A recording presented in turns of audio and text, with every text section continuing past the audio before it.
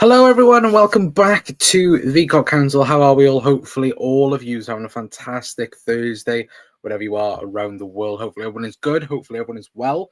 Of course, why wouldn't you be? Liverpool are on bloody cloud nine at the present moment in time, of course, after beating Real Madrid last night, of course. And, just the whole season so far has been Liverpool on cloud nine. And, of course, tonight we're going to talk, of course, a little bit of an opinion show in that regard, of course, because for me right now, Liverpool are without a doubt the best team in Europe at the present moment in time. Of course, that's just not me saying that. Of course, it is stats and statistics that are saying that as well. But I want to know your guys' thoughts in the comments down below as well, because I think, again, everyone's on the high at the moment in terms of beating Real Madrid.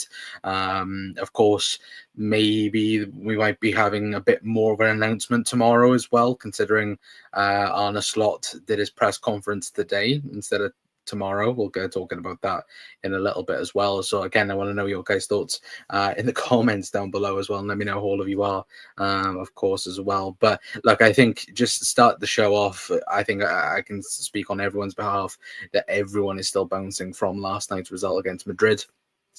In what was, a very classy performance from Liverpool. It was a very it was one of those performances that you look back on and you go, wow, how good were Liverpool last night? Of course, again, the atmosphere, the occasion, the fact that, the week as well, that we're currently in, you've got Madrid, obviously we played last night, City on Sunday as well. That's going to be huge in itself. And I think we are at the moment in a situation, we find ourselves in a bit of a situation where Liverpool, at the end of it, Liverpool could be in a fantastic position. Top of the Champions League. Obviously, we're already top of the Premier League, but come the end of the week, if Liverpool are 11 points clear of Manchester City, it's way too early to talk about title, and it is, but that would be a tremendous position to be in. The fact that Liverpool would be top of their Champions League table, top of the Premier League by 11 points, like it's unheard of in a season. And I think, look, it's a tremendous place to be. And for how good we've been and how Arne has done to, again, carry this team and push us even further than what we did last season. Because I think, again, last season we went a bit underrated in terms of, again, being in the title conversation, for so long, considering the fact that, the previous season, Liverpool were pretty awful, considering, again, the midfield situation. Obviously, the defence was awful as well. But in the space of 2 seasons, Liverpool could be miles gone in terms of the title race. And Jesus, what a time it is to be a Liverpool supporter as well. But let me know your guys' thoughts as well in the comments. Of course, hit the like button, hit the subscribe button, and all that good stuff as well. Anyway, but big up John as well, saying, hi, Connor. Thoughts on other fans not giving us credit and saying we haven't played anyone good so far? Look, if you had my uncensored reason, and unreasoned comment, again, I think we'd all be laughing our heads off for many, many days in terms of rival fans considering, again, themselves the fact that Liverpool have not played anyone yet, even though we've just beaten the champions of England, well, champions of Europe, I should say, anyway. The fact that we've already played and beaten the champions of Germany, I'm pretty much a team that went undefeated last year, apart from the Europa League final. We've beaten Brighton home and away in all competitions. We drew against Arsenal. Sure, should have probably won the game towards the end. And look, the majority of it, and I think, and I will separate the two, because for me, City fans, I think, are different to Arsenal fans, and I do say that because City fans have been here before. We've been here before, and Liverpool and City, been going toe to toe for the last 6-7 years now, at the top of the Premier League, and we have been. Arsenal have recently come into that and have done nothing. They've not won anything. They've not won any trophies. They've not done anywhere near the accomplishments of City and Liverpool over the last 5, 6, 7 years. But yet, it's Arsenal fans that are the loudest in this conversation when they're talking about Liverpool have not played anyone. Like, I've seen a clip, and you guys would have seen it as well, where supposedly Arsenal's victory over Sporting is more impressive and better than Liverpool beating Real Madrid, which I'm sorry, it's not. Like, I think it's laughable. The fact that, again, Sporting are a very good team. Obviously, now they're not, obviously, without Ruben Amorim, who's United, but the fact that, again, Arsenal beat a Portuguese team, you should be doing that, considering obviously the way the league table is. I know Sporting are quite high up on that, but at the end of the day, look at Liverpool over the years. Look at the amount of Portuguese opponents we've beaten. We've beaten Benfica, we've beaten Porto as well. And again, even in those occasions, we respected Porto enough for that. But everybody knows they're not better than Real Madrid. Like, even though Madrid got injuries last night, they were still a very competitive team. But Liverpool, for me, last night, it just goes to show why, when we talk about us being the best team in the world at the present moment in time, like, for me, we are. Like, we are not playing brilliantly, and when I say that, we're not we're not playing free, fluent football yet, because, again, the players and the system is trying to get used to Arne Slot, and Arne Slot's trying to get used to the players. It's not 100%, at the present moment in time. But the fact that Liverpool are winning games and dominating games now, I think would show more fear going on to the future. Let's say if Arne Slot brought in 2 or 3 players of his own, that fits his style and what he wants to do, that for me would push us even further. It wouldn't keep us, beyond. It wouldn't, jeopardize what's already there. It would further progress what Liverpool are already doing. And when people go, oh, well, we've not played anyone, that's laughable for me. Again, you look at Arsenal. Arsenal are a brilliant example for this, again, because City lost to Bournemouth. Arsenal lost to Bournemouth. Liverpool beat Bournemouth this season. All right, they can turn around and go, oh, we beat Forest. That's fair enough. But the fact that they are 9 points away from Liverpool already this season, that's, and again, they haven't gone away to Man United. They haven't, again, they've had tough fixtures, and I will admit that. But Arsenal have to be perfect. And this is why Sunday is such an important game, on the landscape of the Premier League title. Because if Liverpool go 11 points clear, I think it's a must-win for Man City. If it's a draw or a defeat, again, it's already, chaos there at the moment, considering the fact that they are 6 now games without a win. Obviously 5 losses and a draw at the moment.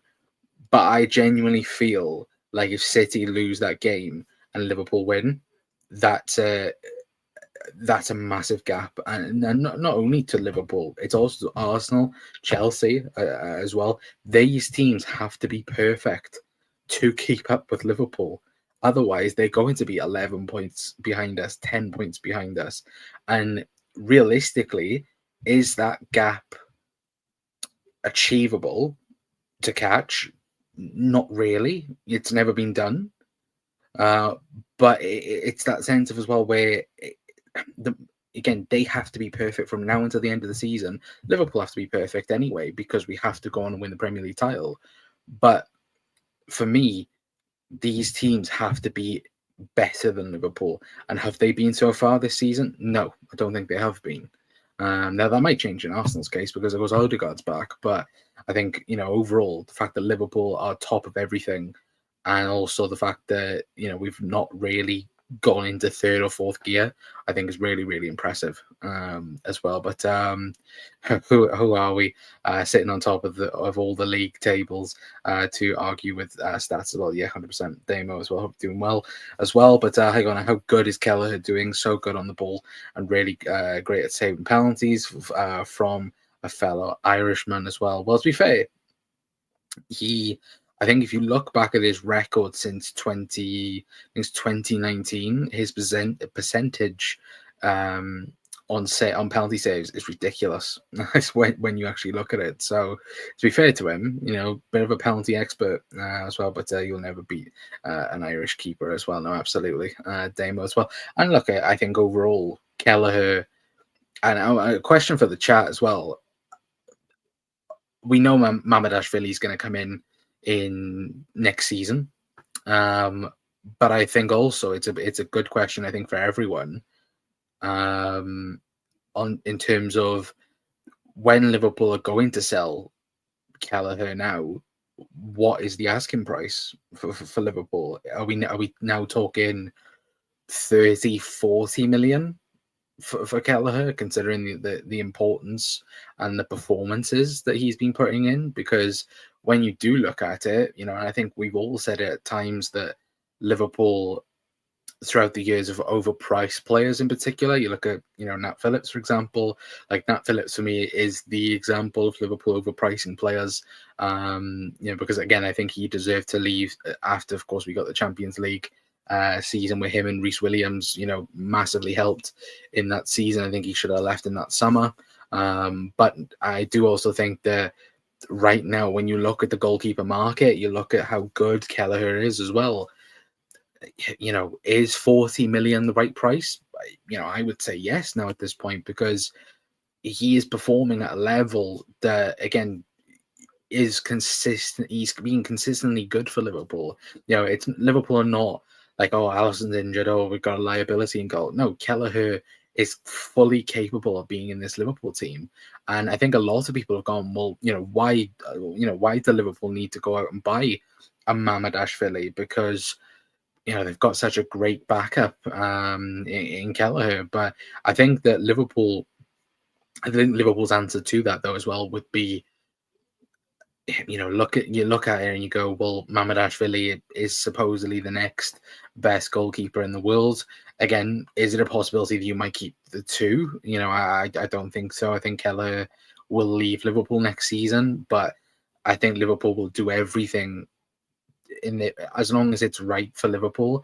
They'll do everything possible to get him the best move possible. Like, I think you look at certainly the past summer just gone, you look at somebody like a Fabio Carvalho, who, again, his dad's coming out on social media and saying that, he should be getting out of Brentford for him as well. You look at it, it hasn't been really a good move for him in that sense. I think Liverpool would definitely look to get Kelleher a really, really good place in the future, of course, if the demands were met in terms of pricing as well. But again, I think Liverpool would go 35, 40 million for Kelleher in the summer, and I do think that as well. I think they'd have every right in terms of getting that for him. Certainly when certain goalkeepers in the Premier League are worth, and going up to 30 million plus for really bad keepers, I would say at least 40 million. I think you could get for Kelleher, 100%. But big up Hero as well, saying, hi peeps, great performance last night. What are the injury updates from the game? Of course, I was going to talk about it tomorrow for the match preview, but Ibu looks okay from the news that we've got. Of course, no official update on it. Of course, obviously Arne did speak about it briefly in the press conference earlier on. But I do also think he's keeping his cards very close to his chest. But I think Connor Bradley, I think it's going to be out for a month with a hamstring injury, which isn't good. Of course, from his stellar performance last night, pretty much emptying Kylian Mbappe out of his back pocket, which again, it is sad in that sense, but it does look like it will be a month or maybe a bit longer for Connor Bradley. Ibu looks to be okay. Maybe again, he might be on the bench for City potentially. Again, we're not too sure, but in terms of overall bad injuries, again, he hasn't got a bad injury, which is great for that sense as well. But look, hopefully he will be back for the City game, Ibu. But yeah, Connor Bradley definitely won't be back for that game anyway. But again, the reports are that he could be out for a month, which is a real shame considering of how good of a performance he has pulled in the last couple anyway, in the league and the Champions League. But then we're saying at least 40 million plus add-ons and percentage of any profit. If sold on, if Keller is sold to a Premier League club, well, you do look at it and you go, what Premier League clubs out there need a goalkeeper at the moment? If you go through the Premier League, I know a lot of Spurs fans I've seen a lot of videos of them saying they'd love Keller in goal because obviously Vicario I think is out injured I think for 3 of the 4 months with his I think broken ankle, wasn't it? I think he suffered against City.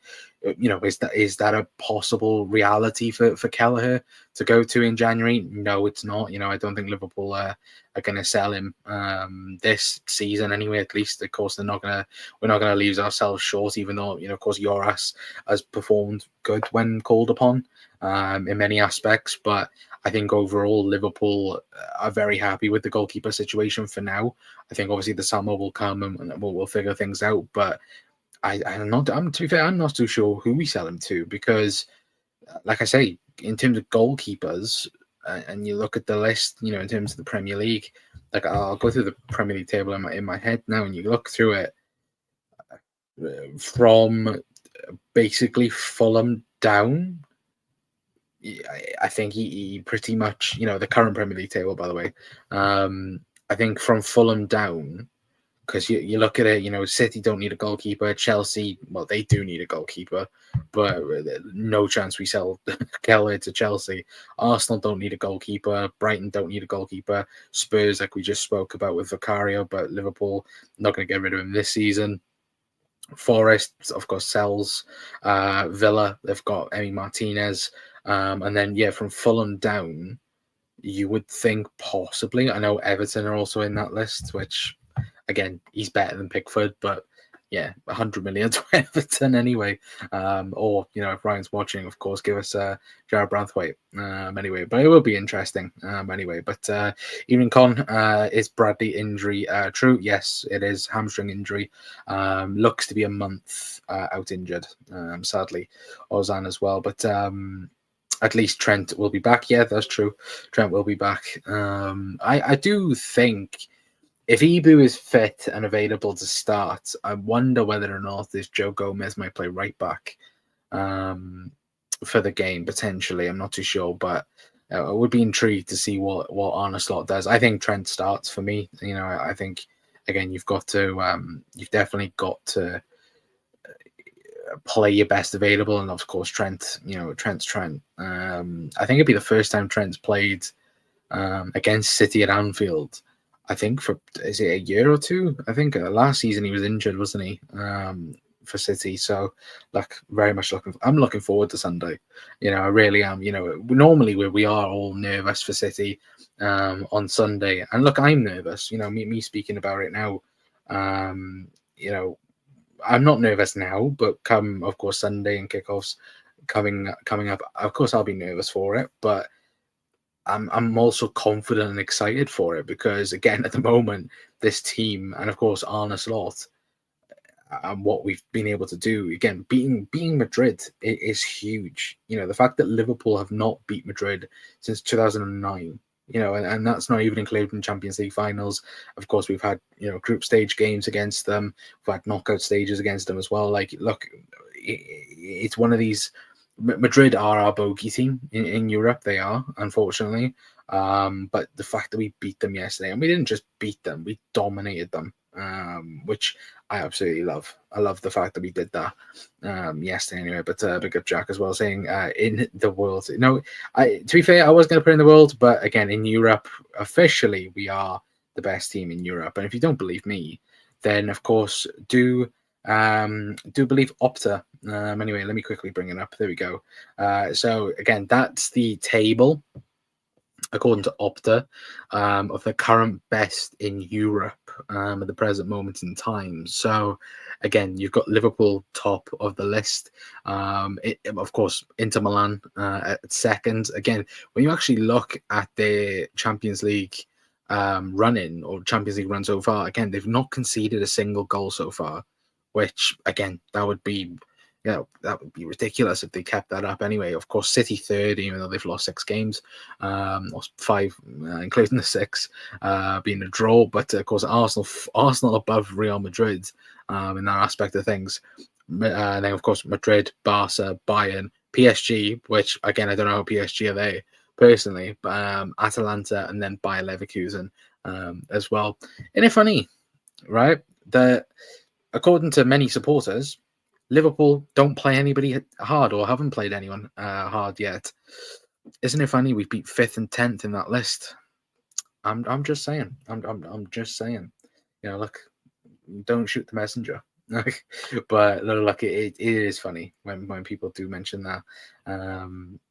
But look, at the end of the day, I'm very much happy where Liverpool are at the moment in terms of what other fans and other rival fans see from Liverpool. You know, again, everybody's like, oh, Liverpool won't do it. They'll drop off. You know, this, that, and the other. You know, the Arne slot train will die off eventually. And it's like they all said this about Leicester. You know, when Leicester were, and of course it's different. You know, I'm not comparing Liverpool to Leicester in any possibility. But everybody said the same thing when they were going for the title, and you know, again, Arsenal fans again, you know, in that same predicament, of course, saying, oh, they'll drop off, they'll fall down, and they never did. You know, they never did. They were relentless in that season and went on to win the Premier League. Liverpool, for me, are exactly the same.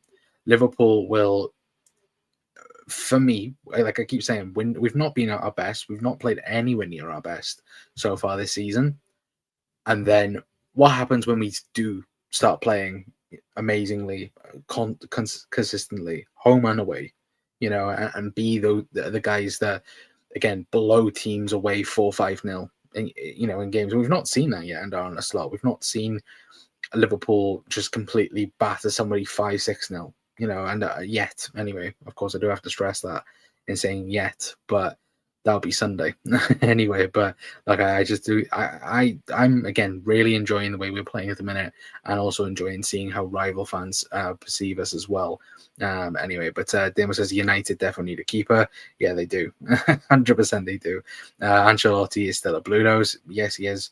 If anybody sees the videos on Twitter of the Arne Slot Penitentiary, you know, I was just saying this now before coming on the show, that those videos are at the moment my favorite videos on the internet, where every single time Liverpool win, it's like more recently, you know, Carlo Ancelotti, welcome to the Arne Slot Penitentiary. I just love it, you know, and it, long may that continue. And I'm waiting for Pep's one on Sunday. So Pep Guardiola, welcome to the Arne Slot Penitentiary. Could you see a situation whereby Alisson is sold and Keller is the number one to the new guy? No. I think the idea is Liverpool will. I think the plan might be Liverpool will sell Keller in the summer. I think they keep both Alisson and Mamardashvili. I think they'll allow Mamardashvili to have a year, you know, at the club. I think, you know, we'll end up like, again, let him embed, you know, into Liverpool and so on. Because again, I know many people are like, oh, Liverpool are going to go and sell and put him out on loan and this, that, and the other. I don't think that is the plan. I think the plan is to keep the both of them, let the both of them fight for number one, you know, if you want to, which again, I don't really like that idea. You know, look at Arsenal with with Raya and of course, you know, Ramsdale. But I do also think there is then a progression in terms of you know, the quality isn't getting dropped, because again, Mamardashvili is one of the best keepers in the world.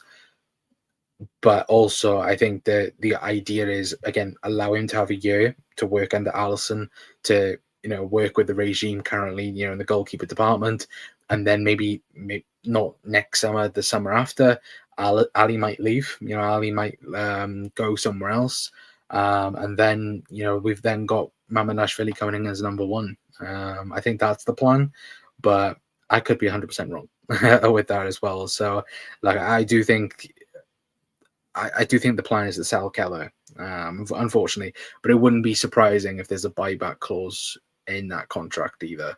Because again, I don't think Liverpool are going to just go, yeah, we're just going to sell you and not do anything about that. I think if there's an option where, again, Mamardashvili doesn't work out, then I think we'd easily go and buy Keller. I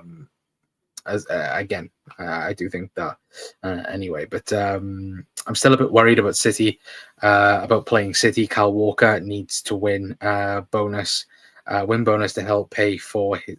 Yeah, 100%. I'm not going to read the rest of that demo, but I would agree he does 100%. But Darwin was boss.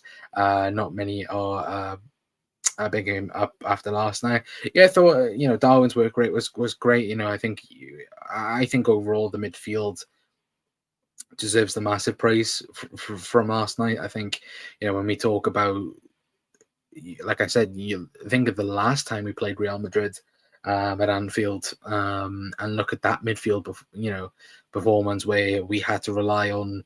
I think the midfield that night, I think, was Stefan Bajcetic, Thiago, and Jordan Henderson. And of course, the first half, it worked perfectly. We were battering that Madrid team. And then, the second half just completely fell off because the midfield fell off. And then you look at this time round, the midfield battle, we battered Madrid. Again, Modric, Camavinga, I thought them two were Madrid's best players last night. But even me saying that, again, they were pretty, not awful, but you could tell they were getting a battering from, from Gravenberch, from McAllister. You even look at, in particular, when you do go on and look at Curtis Jones as well, the whole three of them were bossing that midfield. And it was something when you do look at it and you go, how many years have we said that Liverpool's midfielder got bullied sometimes in games, in top European level games? That is something where you do look at it and you go, that's a massive difference between, again, Arne slot football, where we're consistently looking at it and going, oh, where are the areas that Liverpool win, game after game? It's the midfield. And Sunday as well. Sunday will be a huge battle as well for Liverpool in the midfield. Liverpool win that battle, they win the game. And we did it brilliantly yesterday in terms of the transition and beating Madrid. We sat back a little bit, certainly in the first half, and countered them. And that's what I think we do against City on Sunday as well. I think, look, there's two things, again, quite similar to City and to Madrid. Madrid had Mbappe, let's be perfectly honest. They had Kylian Mbappe in that sense. City, Erling Haaland. Of course, two different characters, two different, stylistics to play against. But I do also think that Liverpool, again, if you mark him out the game, City can't score. There's nobody scoring at the moment for City. Phil Foden's not stepping up to the plate like he was towards the back end of the last season. That is something huge for Liverpool to work off. And again, the transition, especially a City without Rodri, their transition is awful. From attack to defense, they get countered so easily, and we know the amount of chances Liverpool create. Let's be perfectly honest. Liverpool create a tremendous amount of chances. But look, I'm really looking forward to playing against City. So I'll pick up Tom as well in the chat. I know Tom is streaming right now because I'm currently seeing you on my TV. So hopefully, Tom, you're doing okay. Anyway, but pick up Tom as well. But Con, your thoughts on Slot backing Pep to turn things around and calling him the best in the world? Is it mind games? No, I don't think it is. I think he's speaking truth, really, because Pep has been the best in the world, unfortunately, over the last God knows how many years. Look, the trophies speak for themselves, really, doesn't it? Look, they've won X amount of Premier Leagues. They won the Champions League. Look, do I think it's him acknowledging Pep in some sense. Sure, you could say that, but I also do think that look, Arne Slot isn't going to care, whether or not Pep Guardiola turns it around or not. Again, the only thing he will care about is beating them on Sunday, and I think this is one hell of an opportunity to do that. Pep Guardiola has never beaten Liverpool at Anfield with a crowd. Of course, they beat us. I think they beat us at Anfield when we didn't have any supporters there. But that, for me, when you look at the record in that sense, Pep, once Anfield, look at last night. Once Anfield is rocking, you cannot stop Liverpool. Liverpool go an extra gear, an extra element when the crowd's up for it. And Sunday, they're going to be up for it. I think every game now at Anfield, I think everyone's going to be up for it because we all know what is at stake at the moment. We all know that the possibility is there that Liverpool can go on and win the Premier League title this season. We all talk about taking the opportunities. Liverpool have done that so far this season. We've gone on to beat teams when Arsenal drop points, when City have dropped points, and we've taken those chances where in previous seasons we've not done that. And that is a huge difference. This is more towards the 1920 season when we took every opportunity going. All right, some of them was a last minute winner and a 2-1 win, but this Liverpool team seems relentless. Like even in Liverpool when went behind, like you feel like the Brighton game, for example, is a perfect example of that. It never felt like Liverpool were going to lose that game. Considering comparing the Forest game, where it was inevitable that Liverpool would go on to lose that game or go on to concede in that game because it was inevitable. The amount of chances that we wasted in that game, the amount of missed passes, and when you do watch that game back, you go, yeah, Jesus Christ. And I think even Arne Slot even spoke about it afterwards. Like he understood, what went wrong in that game. And since then we've not lost, and that's, I think since that game as well, I think we've gone on I think is it 12 game unbeaten run or 13 game unbeaten run at the moment as well. So again, the sky's the limit. And of course, look, I think it's really impressive the fact that he's come into the league, and of course, coming in. I don't think this does get spoken about enough. Not so much Liverpool, but I do think it is I do think it is very much a wider thing that isn't really spoken about. The fact that Arne Slot has come in, done a tremendous job, taking over the squad. We're currently top of everything, and then taking over from a manager and an iconic figure in Jurgen Klopp. The fact that he's come in and it doesn't even look like he's been, he's a new manager. It feels like he's been Liverpool manager for a while now, and that is special. That takes a special individual to go and do that, and I think that's what he has become. And look, even if he wins the Premier League, he writes himself in history, to go and do that. As well, certainly for Liverpool, of course. So look, hopefully he does go on to do it. Anyway, touch wood and all that. Anyway, but as impressive as Slot has been on the field, he's so cool, calm, and collected. Talking to the media, doesn't fall into journalism traps, laughs off potential difficult questions, respectful for Klopp. Yeah, 100%. And those are the massive positive things. Like last night, I think he got asked about Ryan Gravenberch being the next Tony Cruz, and he turns around and goes, he can't be, he's Dutch, and something like that. I think it's very funny. And look, long may it continue anyway for Arne Slot. But John says, any thoughts on the rumours of big announcement tomorrow at Anfield? Hopefully some good contract. Well, that's the news going around at the minute, of course, because Arne Slot's press conference was today, wasn't it? It wasn't tomorrow. So, Liverpool are not, nobody's leaving the club. I think everybody mentioned that the last time a press conference was on a Thursday, Jurgen Klopp announced he was leaving the football club. But yeah, I think it might be a contract, and hopefully it is one of the three. Like how annoyed would everybody be if it was an Ibrahima Konate contract? That's been spoken about for a while now, behind the scenes. Nobody's nobody's really talked about that either. Everybody's mentioned, is it Salah? Is it Van Dijk? Is it Trent? A lot of Liverpool journalists have also said that, they are also talking to Ibrahim Konate about a new contract as well. So could you imagine that they announce Ibu? The amount of furious fans there will be on social media tomorrow. Jesus Christ.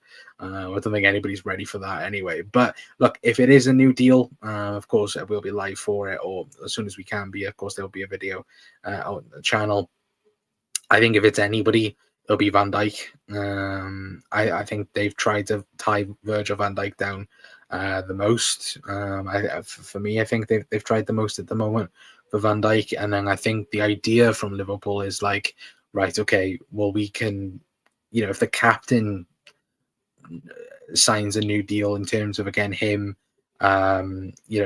committing his future, then that goes to show to the rest. Then, like, look, Virgil van Dijk is staying.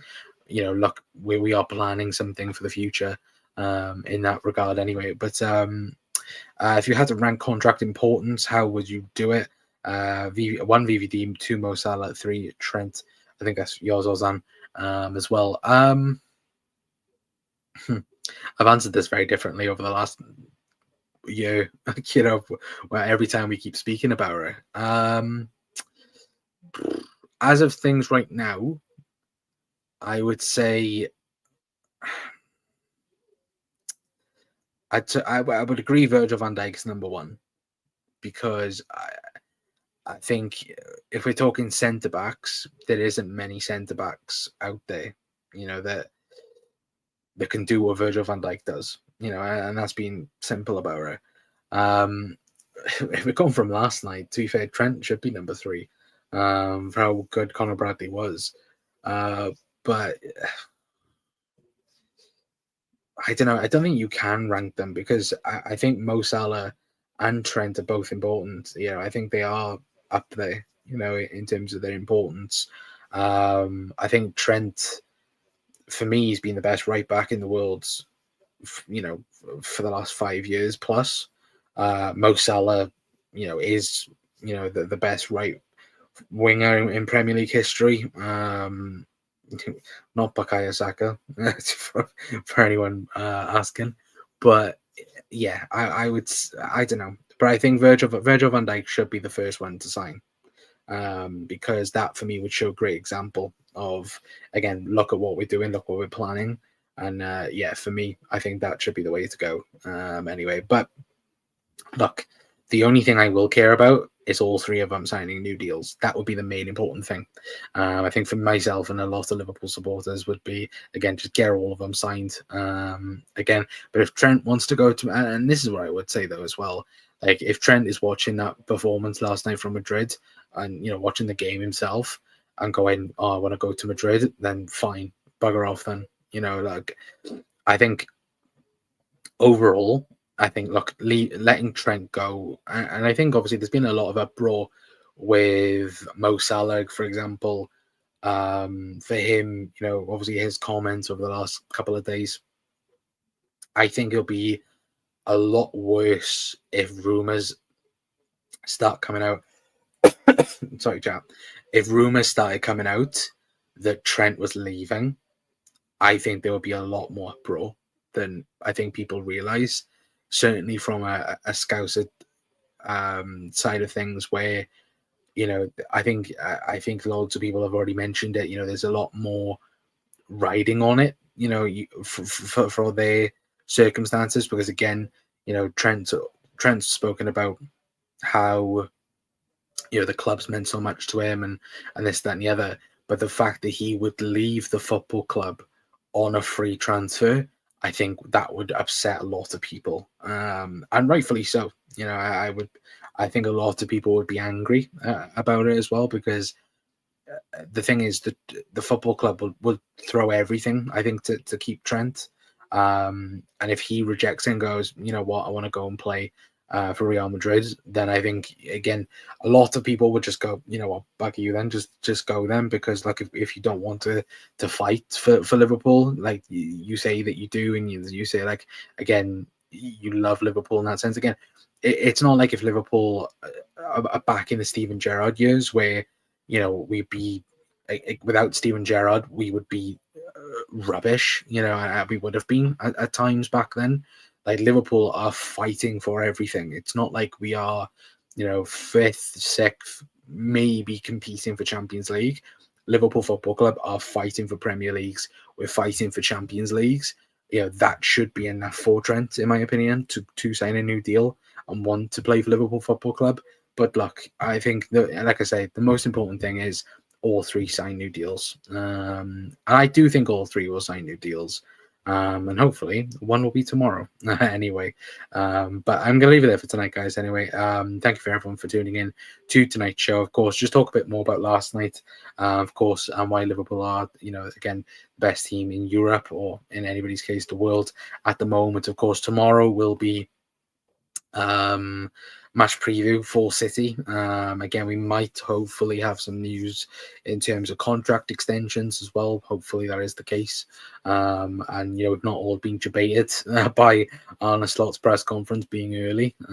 But look, if there is any news, of course, we'll be live for it anyway. And of course, you guys will know straight away anyway. But I think overall, look, what a time to be it is at the moment to be a Liverpool supporter. I think overall, the fact that we beat Madrid, we've got one thing done this week. Hopefully now we can make it 6 defeats in a row now for City.